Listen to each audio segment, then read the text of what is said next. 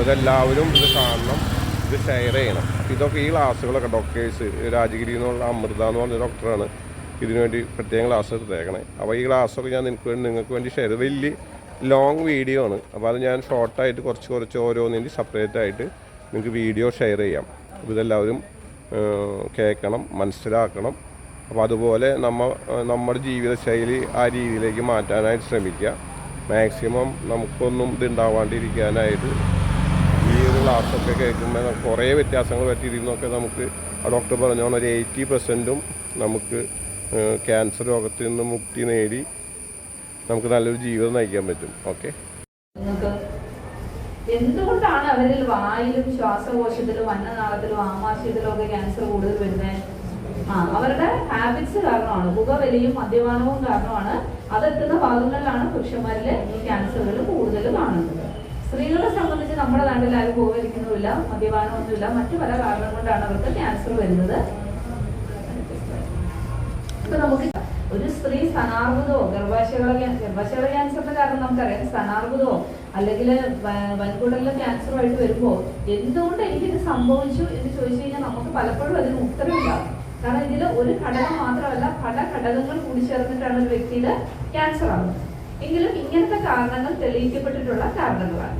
അതിൽ ഏറ്റവും മുന്നിൽ നിൽക്കുന്നതാണ് പുകയിലയുടെ ഉപയോഗം. ടൊബാക്കോ, പുകയില എന്ന് പറയുമ്പോൾ പല രീതിയിലുണ്ടാവും. പുകയില സിഗരറ്റ് ഉണ്ടാവാം, ബീഡി ഉണ്ടാവാം, പിന്നെ മുറുക്കുന്നതിന്റെ കൂടെ വെക്കുന്നത് ഉണ്ടാവാം, മൂക്കി പൊടിയുണ്ട്. അങ്ങനെ പല രീതിയിലാണ് ചവയ്ക്കുന്ന, വായിലിട്ട് ചവയ്ക്കുന്നത്, അങ്ങനെ പല രീതിയിലുണ്ട്. അപ്പൊ പുകയിലയുടെ ഏത് രീതിയിലുള്ള ഉപയോഗവും ക്യാൻസറിന് കാരണമാവുന്ന ഒന്നാണ്. ഏകദേശം 30% ആളുകളിൽ നമ്മുടെ നാട്ടിൽ ക്യാൻസർ വരുന്നത് പുകയിലയുടെ ഉപയോഗം കൊണ്ട് മാത്രമാണ്. അപ്പൊ ഈ പുകയിലയുടെ ഉപയോഗം നമുക്ക് ഏതെങ്കിലും കാലത്ത് പൂർണ്ണമായും നിർത്താൻ സാധിച്ചു കഴിഞ്ഞാൽ നമ്മുടെ നാട്ടില് 100-ൽ 30 പേരിലുണ്ടാകുന്ന ക്യാൻസർ നമുക്ക് ഇല്ലാതാക്കാൻ സാധിക്കും. ക്യാൻസറിനെ സംബന്ധിച്ച് പ്രിവെന്റ് ചെയ്യാൻ പറ്റുന്ന, തടയാൻ പറ്റുന്ന ഏറ്റവും മുന്നിൽ നിൽക്കുന്ന കാരണങ്ങളിൽ ഒന്നാണ് പുകയില.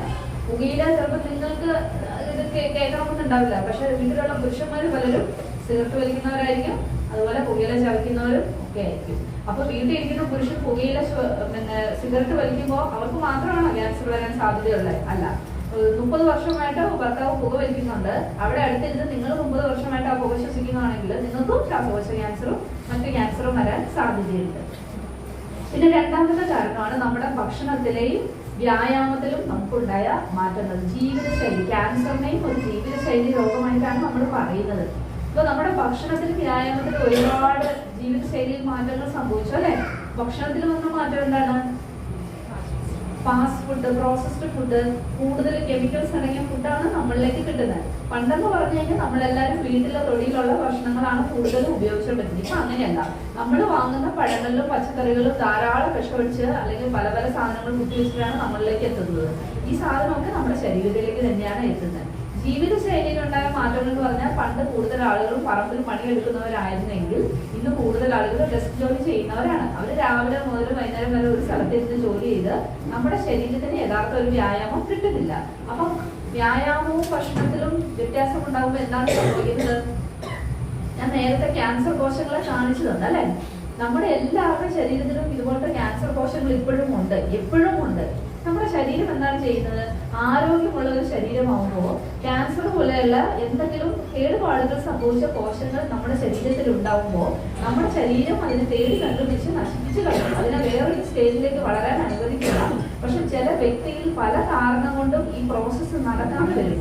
അപ്പൊ നമ്മൾ കഴിക്കുന്ന ഭക്ഷണവും നമ്മൾ ചെയ്യുന്ന വ്യായാമവുമാണ് നമ്മുടെ ശരീരത്തിന്റെ ഊർജം അല്ലെ? അപ്പൊ അതിൽ എത്ര കുറവ് വരുന്നോ, അതിൽ എത്ര തകരാറ് സംഭവിക്കുന്നോ ഇത്തരം കോശങ്ങളെ വളരാൻ നമ്മുടെ ശരീരം അനുവദിച്ചുകൊണ്ടിരിക്കും. മൂന്നാമത്തെ കാരണം അണുബാധയാണ്. അണുബാധ എന്ന് പറയുമ്പോൾ ചില വൈറസിന്റെ ഇൻഫെക്ഷൻ. ഉദാഹരണമായിട്ട് പറയുകയാണെങ്കിൽ സ്ത്രീകളിൽ ഗർഭാശയങ്ങളെ ക്യാൻസർ വരുന്നത് HPV എന്ന് പറഞ്ഞ ഒരു വൈറസിന്റെ ഇൻഫെക്ഷൻ കൊണ്ടാണ്. ഹെപ്പറ്റൈറ്റിസ് വൈറസിന്റെ ഇൻഫെക്ഷൻ ഉള്ളവരിൽ ലിവർ ക്യാൻസർ വരാം, HIV ഇൻഫെക്ഷൻ ഉള്ളവരിൽ വേറെ ക്യാൻസർ വരാം. അപ്പൊ ചില വ്യക്തികളിൽ ക്യാൻസർ വരുന്നത് ചില വൈറസിന്റെ ഇൻഫെക്ഷൻ കാരണമാണ്. പിന്നെയുള്ള കാരണമാണ് മദ്യത്തിന്റെ ഉപയോഗം.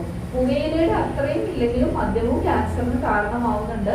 പുകയിലയും മദ്യവും ഒരുമിച്ച് ഉപയോഗിക്കുന്നവരിൽ, ഇത് രണ്ടും സെപ്പറേറ്റ് ഉപയോഗിക്കുന്നവരെക്കാളും ക്യാൻസർ വരാൻ സാധ്യത കൂടുതലായിരിക്കും. പിന്നെയുള്ളതാണ് ചില കെമിക്കൽസ്. ചില ഫാക്ടറികളിലൊക്കെ ജോലി ചെയ്യുന്നവരുണ്ടാവും അല്ലെ, അവരൊക്കെ നിരന്തരമായി കെമിക്കൽസുമായിട്ട് ഇടപഴകുമ്പോൾ അവർക്ക് ക്യാൻസർ ഉണ്ടാവാറുണ്ട്. മലിനീകരണം വലിയൊരു കാരണമാണ്.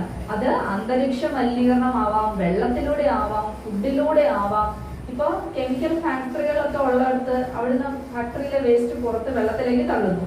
ആ വെള്ളം നമ്മൾ സ്ഥിരമായി കുടിക്കുമ്പോൾ എന്ത് സംഭവിക്കും? നമ്മളുടെ ആ കെമിക്കൽസ് എത്തിച്ചേരും. വലിയ ഫാക്ടറി ഉള്ളിടത്ത് വായു മലിനീകരണം ഉണ്ടാവാം, ഡൽഹി പോലെയുള്ള സ്ഥലങ്ങളിലൊക്കെ ജീവിക്കുന്നത്.